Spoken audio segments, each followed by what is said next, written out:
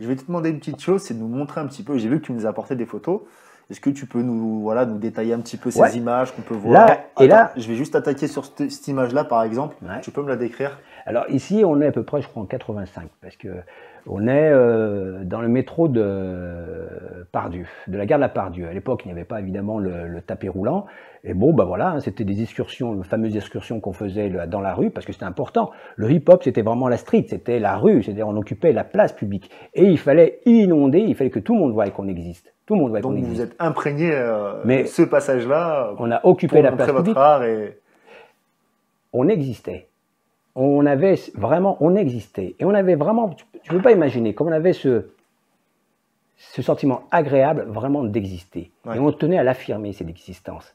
Donc, on avait un peu comme cette mise, on était poussé à pouvoir occuper la place publique, parce que c'est là, effectivement, où bien on te voit.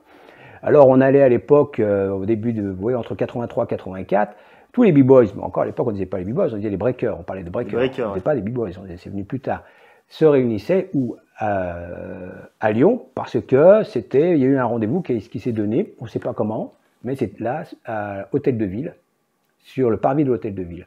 Alors, on se réunissait là, tous les b-boys un peu donc, de quartier, des banlieues de Lyon, mais pas que des banlieues de Lyon, parce que le hip-hop n'a pas touché uniquement les quartiers périphériques de Lyon, elles ont touché aussi la jeunesse des quartiers populaires de Lyon, le centre-ville de Lyon, c'est important, et notamment ceux issus des pentes de la Croix-Rousse, à l'époque. Et on se donnait rendez-vous ici, sur le parvis de l'Opéra. Mais attends, c'était symbolique finalement. C'était symbolique, pourquoi? Parce que en face, tu avais quoi en face?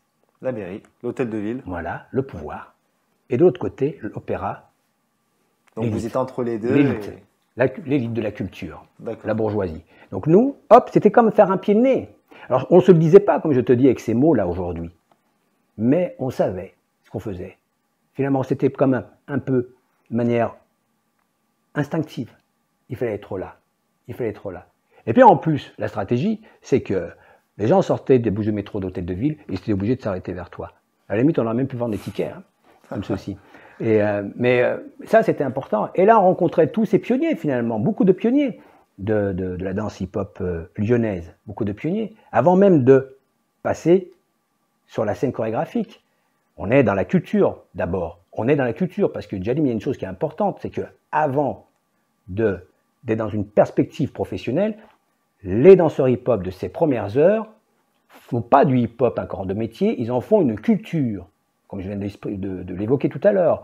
Ils en font un véritable, ils en font une contre-culture. Hein, ils en font une expression qui permet de réhabiliter cette dignité qu'on leur avait enlevée. Ouais. Ils en font une passion.